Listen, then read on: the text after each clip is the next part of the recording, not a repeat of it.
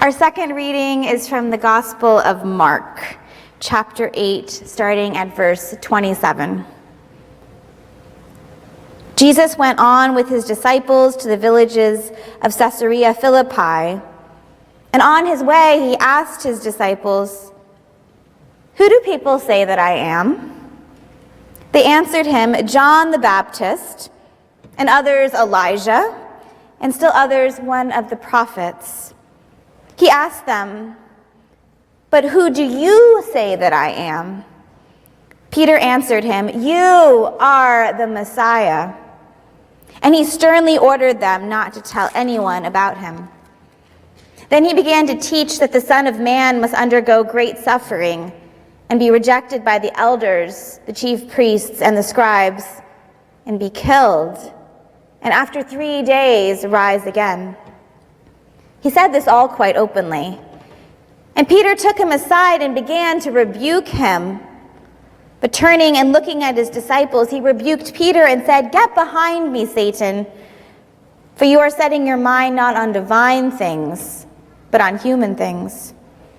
He called the crowd with his disciples and said, "If any want to become my followers, let them deny themselves and take up their cross and follow me.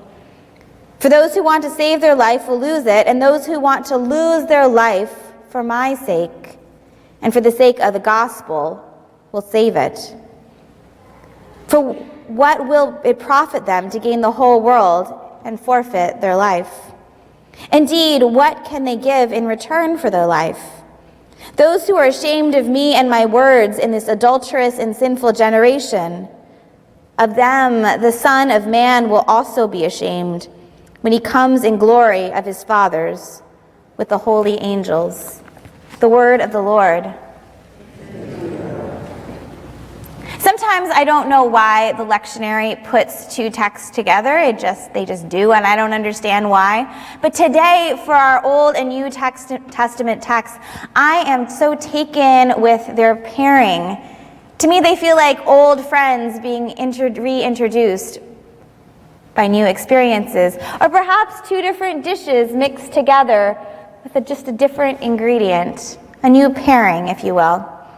I'm so intrigued by the insights that we get from the Gospel of Mark, which is often called the first passion prediction, with our well-known text from Genesis about Abraham and Sarah, their name change, and God's wonderful covenant promise to them.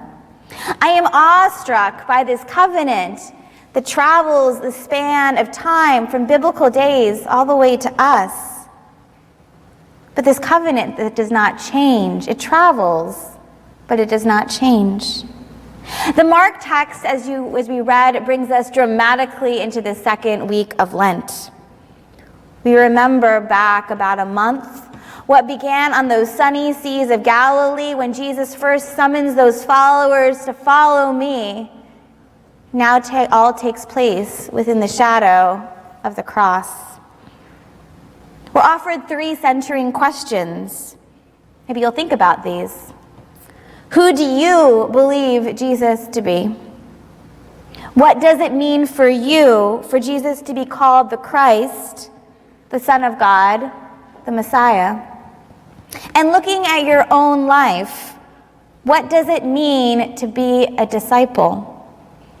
These are all weighty and woven questions that I believe are closely linked to the pairing of God's call on each of our lives and God's everlasting covenant with all of the creatures of the world, even those red worms. From earlier in Genesis, we remember God's call to both who we call Abram and Sarai. Go from your country and your family and your father's house and go to a land that I will show you. I will make your name great. I will make you a great nation. I will bless you, and you will be a blessing. So with that promise, and only that promise, and faith in God, Abram and Sarah, they take off from what they had known, from some level of security, off into a violent and insecure world. Genesis reports to us that their wealth grows, indicating God's blessings, but what they really wanted, a child, there's no sign in Sarah's womb. I believe that they're at this place of heartbreak, a place of empty longing, a place at some point or another in our lives we can all relate to. By the time we reach chapter 17, our text today, both Abram and Sarah have been pushed to the limit. They've made those horrendous decisions. You remember with Hagar, the woman they abuse, and their shared child, Ishmael. Sarah is still barren. They're both about 99 years old with no realistic expectations of having a child. They're lost. But then we know, as it feels when nothing is going to happen, God speaks. I am the God Almighty, God says, or in Hebrew, El Shaddai, that we sometimes sing about. I'm the God of the mountain. This is about the God of absolute power. And God addresses both of them in the imperative. Walk before me, be blameless, and I will make a covenant between me and you, and I will make your descendants exceedingly numerous. It's no suggestion. There's no negotiation. It's not if then, I will. It's God's command to Abram, and I believe both to Sarah as well. They don't even really get to nod their head. It's expected that they will follow. And they do. They keep on following, even when there seems to be no hope, because God has given them hope. We see parallels in Jesus' calling of the disciples from that first follow me, when they leave their nets, their whole livelihoods, even their families, to when Jesus calls Levi, the tax collector. He leaves what was a relatively secure life, to this calling in this story to these disciples to always follow. It isn't really about the people, though, which is surprising. I usually think it's about the people of the story. But throughout the whole span of the biblical story, it's more about something much more. It's about the God of absolute authority. This is the God who sees us as we really are, sees us in our deepest longings, and both calls and commands us to follow. This covenant is God's radical and unconditional bond, where Abraham and all of his descendants, us included, are forever sealed into God's wonderful and new creation. God only creates good things, and God has created us. This is the covenant that's extended to all people through the life, death, and resurrection of Jesus Christ. And that's why we're here today, isn't it? So who do you believe Jesus to be? How does belief in God, what does it mean for you as you seek to be a disciple of Jesus Christ? One of my favorite books, just published a couple years ago, is called Speaking Christian. It's by Marcus Borg, who died this past year. It's written for Christians like us who live in a pluralistic world, so many different thoughts, processes. What does it mean to be a Christian? What is faith? What is belief? So much coming to us from so many different angles. In this book, Borg breaks down what does it mean as biblical faith versus what the rest of the world is teaching us. For example, when we think about faith, we often think of it as a sense of beliefs, things that we can choose to believe in or not. Some things that we believe in depending on our mood or our stage of life. For example, I have faith in my family. They have, for more or less, always been present to me. They've always listened to my concerns, helped me in times of struggle. I have faith in them because they have done things. But I can also choose not to have faith in them. I can choose that we do disagree on some things, and I can go another way. In the same way, I have faith that you will show up on Sundays. You have proven yourself as such. I have faith that you will volunteer in the things of this church. I have faith that we will be a community together. But in a season of life, I can choose not to believe in this, not to believe in you. I can choose that. And there's so many things much less deep than faith in church that we can choose whether we believe or not. Some intricate parts of the faith. We believe then in that kind of thing, that it's a faith that begins with us. Like we believe it begins with those disciples. But being here is so much more than being about us. This is a faith that doesn't begin with us, which is weird to understand, but begins with God. Covenant faith begins with God, not with us. It is God's invitation to Abraham and Sarah, and not the other way around. In those ancient biblical days, faith meant utter reliance on God. It was about survival. I bet it is the same for some of us in war-torn parts of the world. Borg says this kind of faith is what we call in Old English to belof, B-E-L-O-E-F, or to hold dear. This is what we call to belove. I love this phrase. It's highlighted in Jesus' words for us. You shall love the Lord your God with all your heart, with all your soul, with all your mind, and all your strength. Those words come earlier in Mark. And then we hear, if any want to become my followers, let them deny themselves and take up their cross and follow me. For those who want to save their life will lose it, and those who lose their life for my sake and for the sake of the gospel will save it. These are hard words. It's a hard season of Lent. They hearken to the often quoted words from Dietrich Bonhoeffer in The Cost of Discipleship. When Jesus calls a man or woman, Jesus bids this person to come and die. In these words from Jesus to Peter, we hear a threefold condition of discipleship. Number one, to deny yourself.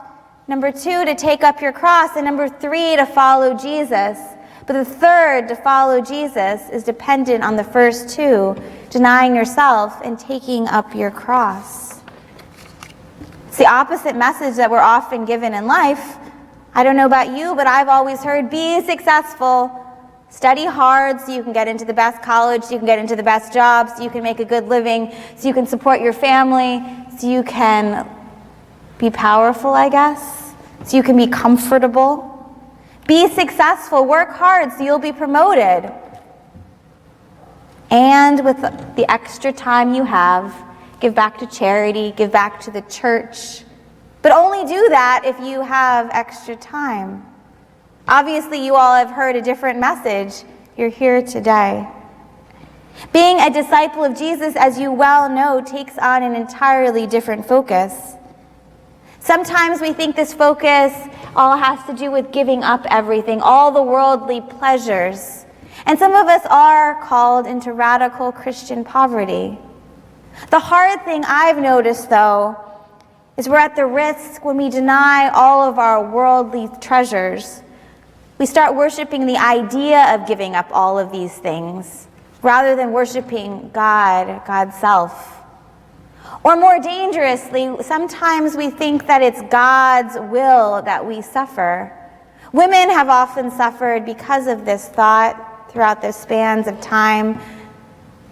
We've made people who are minority groups, people with less power, suffer because of this. Christians have made other Christians suffer. And people have believed that it is their will, God's will, that we suffer, or some people suffer. But we know that can't be true. That's about people's will, not about God's.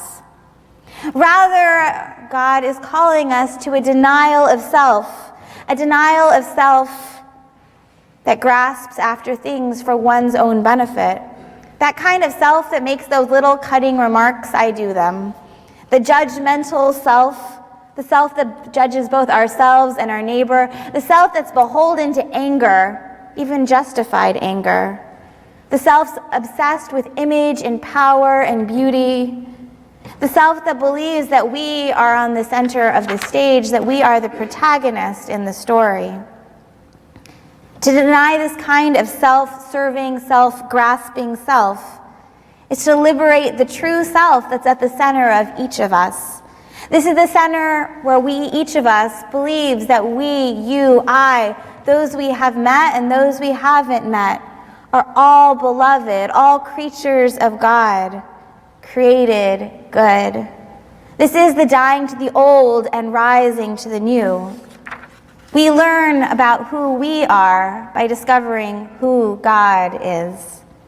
And we do this together in covenant community. So I end with these slightly strange thoughts about worms. I have never seen worms in worship, perhaps you haven't either, or compost for that matter. But I was so inspired by our series on food and faith. It made me think that every part of our lives needs to be centered to our faith. Even the simple task or gift of eating. We are called to pay attention to every part of our lives and how every part of our lives has to do with God and can be an act of worshiping God. Together we come together on Sundays, and some of us throughout the rest of the week, to practice worshiping God, to practice being disciples to one another, so we can go out into the world and be disciples, to be the light. My hope is that this Lenten season we can witness together how God can take what is used up and forgotten and make something brand new. So from now through the summer, hopefully for a while, we can watch as these worms break down the compost, these food scraps, things that we would have thrown away anyway, and how as disciples we can watch how God breathes new life in. Perhaps in the spring we'll take that compost and we'll plant beans, and then early tomatoes, and then big sunflowers even. The worms multiply in that bin. Did you know that? Sometimes they escape even. So we can take those worms home. We can plant our own little garden. This creation tending garden that started here can bring new life somewhere else. This gracious call of God on each of our lives, both a call and a commandment to follow, to spread the good news of God's love to the earth. My hope is in covenant community across generations, so not just the kids, but all of us, can experience God's covenant. This covenant that began with Abraham and Sarah, extended to all of us through Jesus Christ. This message of resurrection, this Easter message that we prepare for in Lent, is the message that we as city dwellers are to shout everywhere. Perhaps on our mountaintops if we go hiking, or on top of high-rise buildings, or on top of highway overpasses, or perhaps even in a rooftop garden that started with the compost from those worms. Everything is a gift of life. Everything is part of this covenant. In every way, we are called to be disciples. Amen.